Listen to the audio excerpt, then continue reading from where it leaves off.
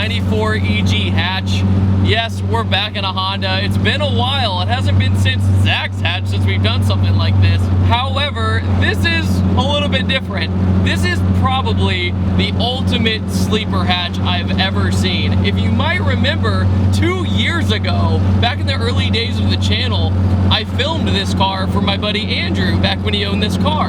After that, we went for a ride in this and it had a welded diff. So he was like, "You're not driving it." And I was like, that's totally fine. You're not gonna drive it. But now it has a limited slip differential in it. So high horsepower, front wheel drive, you have to have it. It's just something that's necessary, or you'll end up one wheel peeling everywhere. I mean, even the Turbo RSX I did had an open diff and I didn't know, and that's why I was hopping everywhere. So, what is the setup of this car? I know most of you are gonna go, "What do you mean setup? It has stock wheels, that is a stock OEM color." But what is suspicious about it? Well, it doesn't have a front mount intercooler, so it must be all motor, right? No, basically it has an air to water intercooler setup that is a manual switch, and what that does is make it super stealth. It's actually in the back. So when you look in the back, you still have to look for it. When you open the hatch, it's not easy to see until you really, really look and you're like, oh, so that's why it can hold all this horsepower.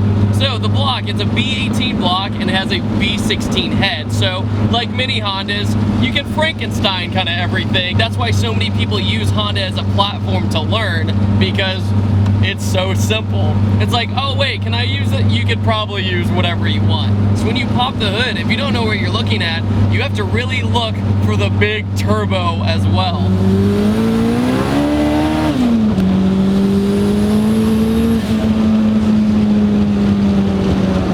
Okay.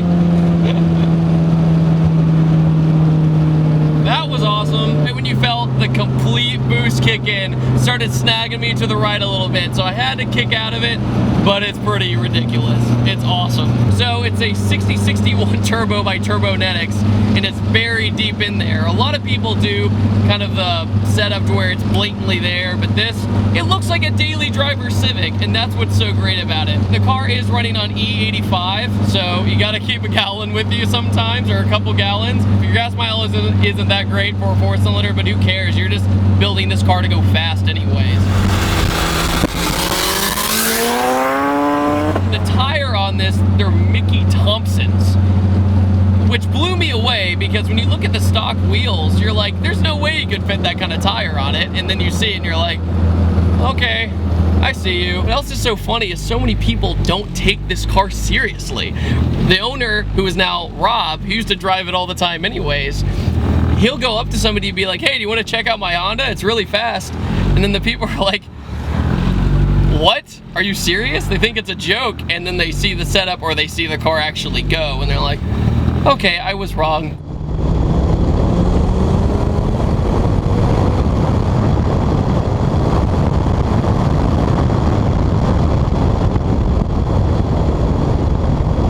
So the horsepower is right around 600 horsepower in a 2,200 pound car. So before you're like, oh David, it's not a zillion horsepower, you have to think about the power to weight. This thing pulls on a ton of stuff that you would not expect, because one, it looks so normal, and two, it's so light with that much horsepower. The car is boosted by gear, so that helps a ton as well. So each gear is a different PSI level. So say you're rolling from a second gear, it's gonna be a lower PSI than it would be in fourth. So at full tilt, when you're in fourth gear, that's 26 pounds of boost. And that's when you're full power and it just reels all the way out. It does have a GSR trans in it as well. So the gears are shorter, but that means you accelerate faster. And believe it or not, if you're on a runway or anything like that, you can top this car out in fourth gear. It reels that hard. It goes all the way. And you're just like, Jesus. It does spin occasionally if the weather's wrong or the tires aren't brand new.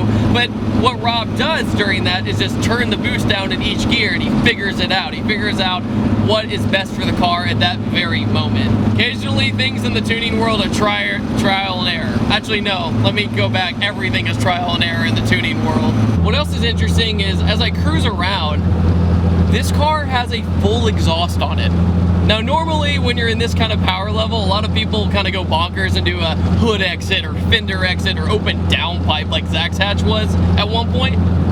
But this has full exhaust, and we have 600 horsepower, and I can talk to you. It's not a big deal. It doesn't drone really. And basically the exhaust is an off-brand MagnaFlow all the way back. So you're getting a pretty decent product, and you don't look obnoxious while doing it, and not gaining too much attention to yourself either. Since the car looks so normal, the exhaust almost had to go with that normal look, so I appreciate that too. The injectors in this car, as you can imagine, are 2150s, so you gotta have enough fuel to back up the power so you don't lean out and, well, blow up. But with this, it feels so put together that I have no worries about this car, zero. A lot of the times I'll drive something and be like, don't brake please, but this I have 100% confidence in. The interior is still in great condition. It has a very kind of put together air-fuel ratio gauge right here, no pillar pods, it's very clean. Boost gauge is on your left, kind of inside the dash so it blends in. It just looks normal. And since I filmed this car 3 years ago, it's pretty ridiculous because head to block and everything else, the car has not been touched. So basically it's been put together this long, and that's crazy for how much power it puts out. But the reason it sat for so long was because of wiring issues, and the wiring issues were holding the car back, holding its power and all that good stuff. So yeah, now we're in the best case scenario the car's ever been in, and I feel very privileged to drive this sleeper. Rob's been in the Honda game so long that even his daily is a single cam with a GT28 on it.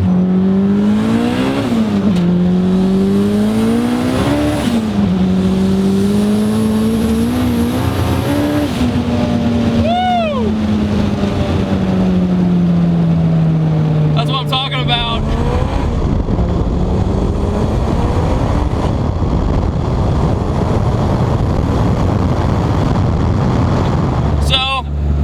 Like to say it's official.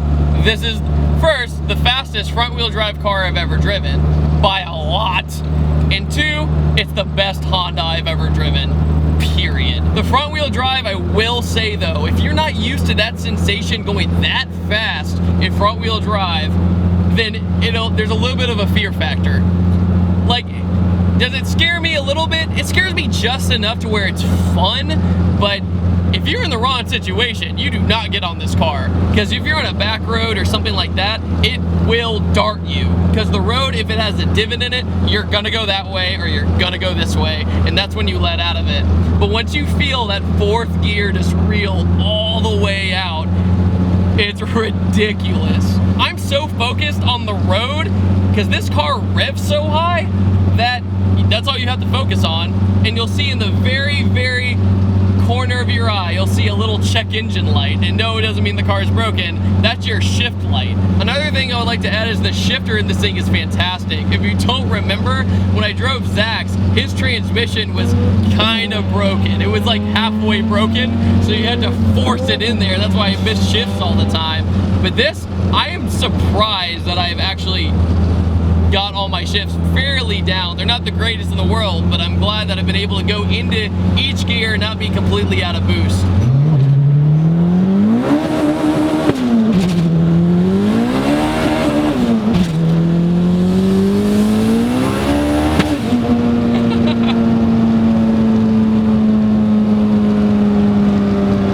Yay!